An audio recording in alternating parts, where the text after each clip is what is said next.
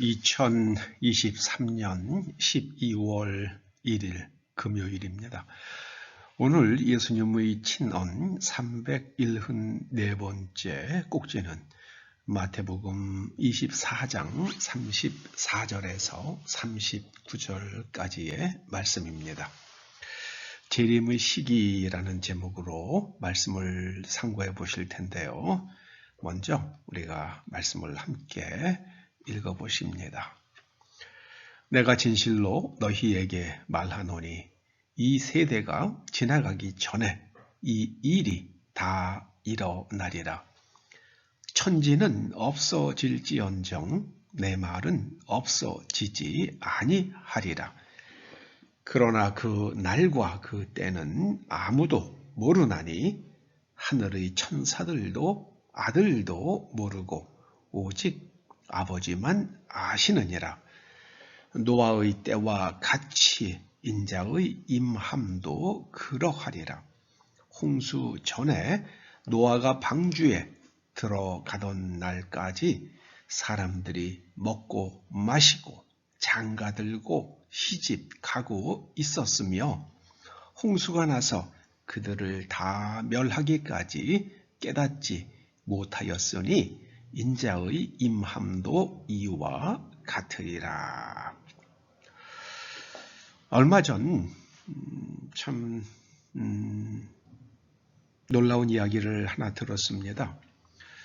주님께서 산으로 도망가라는 말씀을 하셨잖아요. 그 말씀에 근거해서 한 20여 세대가 산을 사서 은신처를 마련했다는 이야기를 들었습니다. 여러분은 이런 이야기를 들으면 그런 일을 행한 분들에 대해서 어떤 생각이 드십니까? 여러분, 주님께서 하신 말씀은 반드시 일어납니다. 반드시 실현됩니다. 요한계시록과 복음서의 소묵시록에 기록된 말씀들을 우리가 경히 생각할 일이 전혀 아닙니다.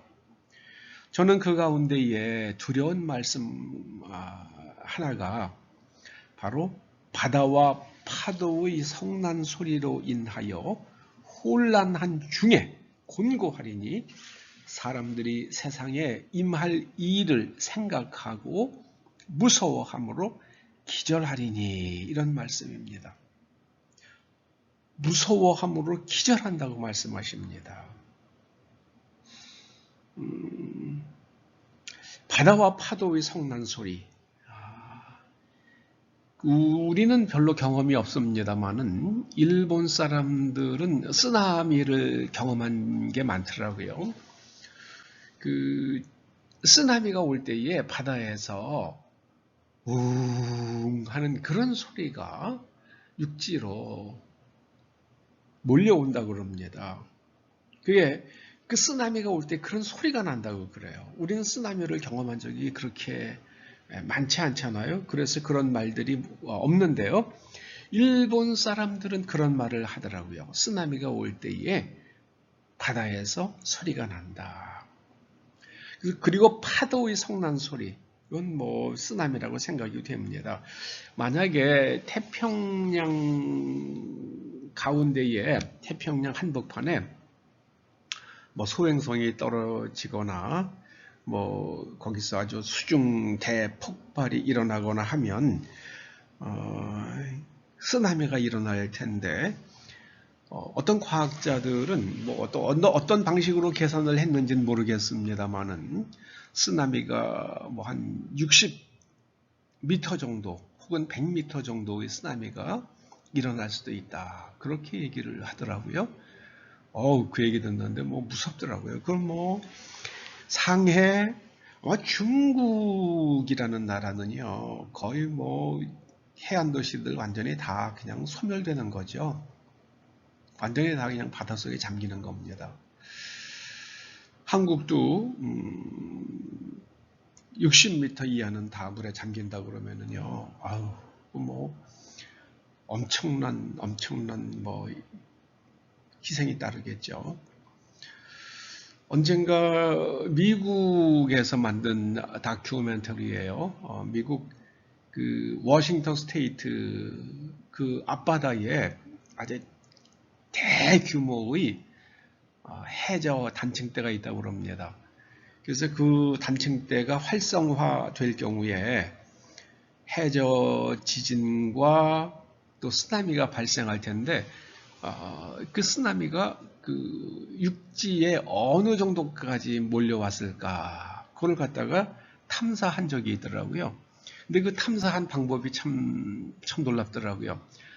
쓰나미가 이제 강물을 따라서 올라오지 않겠습니까? 그러니까는 과학자들이 그 강에 퇴적되어 있는 그 퇴적물들을 갖다가 계속해서 드릴링을 해가지고 지상으로 퍼올린 겁니다. 그랬더니 내륙 60km까지 그 소금물이 그 퇴적층에서 나오더라고요. 60km를 넘어가니까 그 다음에는 그 소금층이 없더라고요. 제가 그 다큐멘터리를 보면서 야, 저런 아이디어를 낸 과학자들도 참 대단히 명석한 사람들이구나 그러면서 이 바닷물이 내륙으로 60km가 들어오려고 그러면은 이게 몇 미터의 쓰나미가 일어나야 되나 그런 생각도 하게 되더라고요. 그래서 제가 들은 이야기, 그 이야기는요, 20세대가 산을 사서 은신처를 마련했다는데요. 거기에 뭐 식량도 저장해 놓고, 그 다음에 뭐 상당히, 목숨을 보존할 수 있는 그런 준비들을 하고 있대요. 그 다음에 태양광 발전할 수 있는 준비도 해 놓고요. 그런데 그분들이 마련한 것은 그 60m에서 100m의 쓰나미가 와도 괜찮은 한 200~300m 이상의 그런 높은 산에 그런 은신처를 마련했다는 이야기를 들었습니다. 그러면서 그거는 굉장히 자유로운 각자의 판단으로 그렇게 했다고 그래요. 제가 그 얘기를 들으면서 이거 노아가 방주를 지은 것처럼 나도 그런데 한번 뛰어야 되나? 아니면은 그런 장소를 마련하는 게 지혜가 아닌가? 뭐 그런 생각을 하게 되더라고요.